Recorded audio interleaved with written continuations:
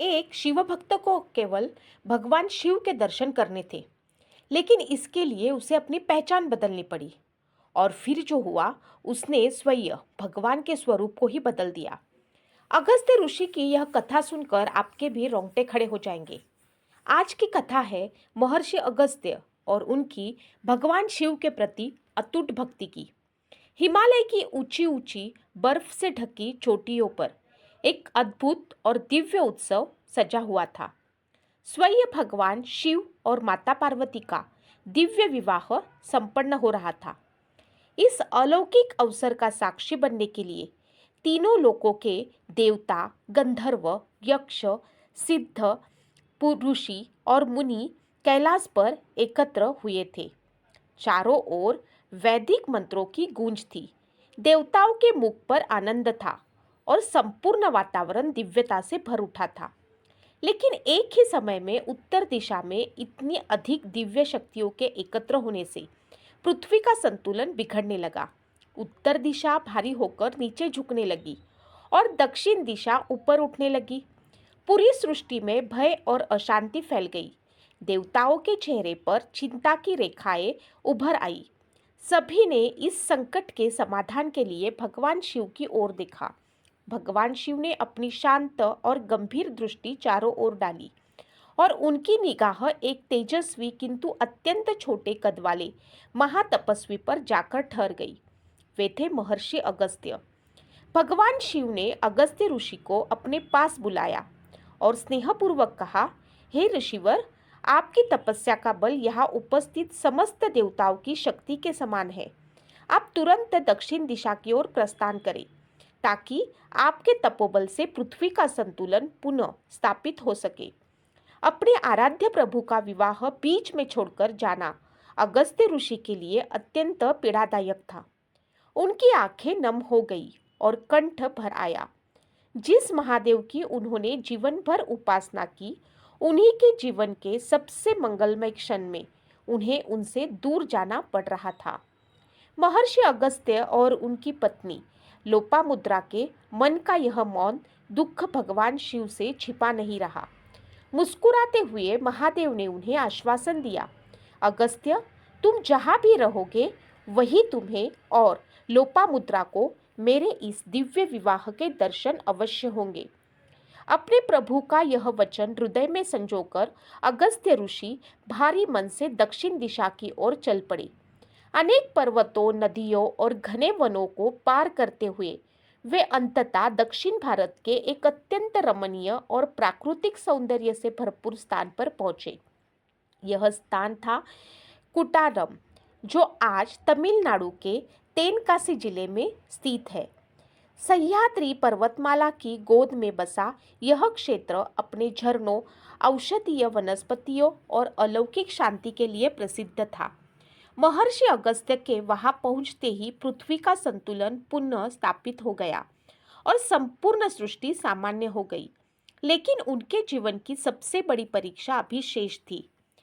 कुट्रालम पहुंचते के बाद महर्षि अगस्त्य को ज्ञात हुआ कि वहां भगवान विष्णु का एक अत्यंत प्राचीन और भव्य मंदिर स्थित है। लंबी यात्रा से थके हुए और भगवान शिव के विरह से व्याकुल अगस्त्य ऋषि जब उस मंदिर में दर्शन करने पहुंचे तो उनके शरीर पर लगी भस्म और गले में पड़ी रुद्राक्ष की माला देखकर मंदिर के द्वारपालों ने उन्हें भीतर जाने से रोक दिया। उन्होंने स्पष्ट शब्दों में कहा कि किसी शिव भक्त को इस विष्णु मंदिर में प्रवेश नहीं दिया जा सकता। यह सुनकर महर्षि अगस्त्य का हृदय टूट गया। उन्हें अपने अपमान का दुख उतना नहीं था जितना अपने आराध्य प्रभु के दर्शन न कर पाने का। स्वयं भगवान शिव की आज्ञा से दक्षिण आए हुए महान तपस्वी को उस दिन एक साधारण और असहाय भक्त की तरह मंदिर के बाहर खड़ा रहना पड़ा।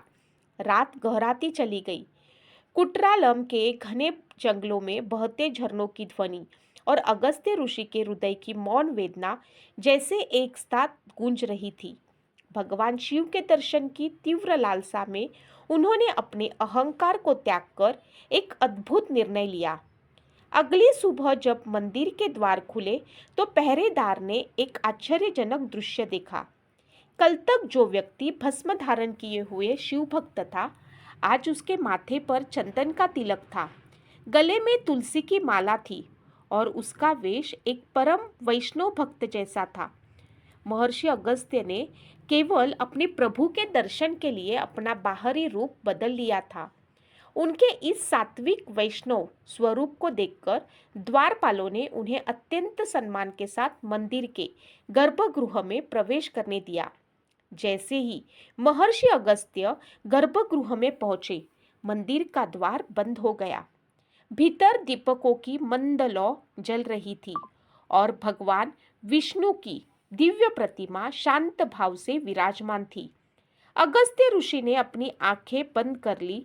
वर्षों की तपस्या, भगवान शिव के प्रति अथाह प्रेम और विरह का सारा भाव उनके आंसुओं के रूप में बह निकला। उनके आंसुओं से मानो स्वयं भगवान का अभिषेक होने लगा। उन्होंने कांपते हुए हाथों से भगवान विष्णु की प्रतिमा के मस्तक पर अपने दोनों हाथ रखे और हृदय की गहराइयों से ओम नमो शिवाय का आर्त जाप करते हुए प्रतिमा को धीरे धीरे दबाने लगे। वह स्पर्श केवल हाथों का नहीं था, बल्कि एक निष्कलंक भक्त के असीम प्रेम, समर्पण और तपस्या का स्पर्श था।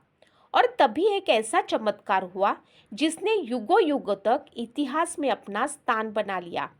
महर्षि अगस्त्य के आंसुओं और उनकी निष्काम भक्ति और अलौकिक तपोबल के प्रभाव से वह कठोर पत्थर की प्रतिमा धीरे धीरे कोमल होने लगी। देखते ही देखते प्रतिमा का आकार बदलने लगा।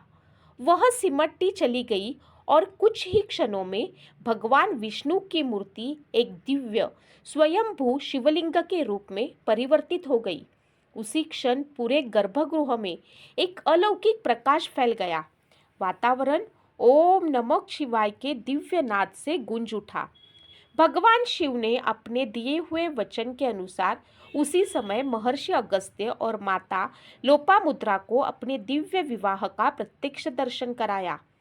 कैलाश पर हो रहा वह अद्भुत विवाह मानो उसी क्षण कुटारम में प्रकट हो गया। महर्षि अगस्त्य की आंखों से आनंद के आंसू बहने लगे। उनका जीवन धन्य हो गया और उनकी तपस्या सफल हो गई। आज भी तमिलनाडु के तेनकासी जिले में स्थित वही पवित्र स्थान कुट्रालन नारथर मंदिर के नाम से प्रसिद्ध है। मान्यता है कि इस मंदिर में स्थापित शिवलिंग पर आज भी महर्षि अगस्त्य के हाथों के निशान स्पष्ट दिखाई देते हैं।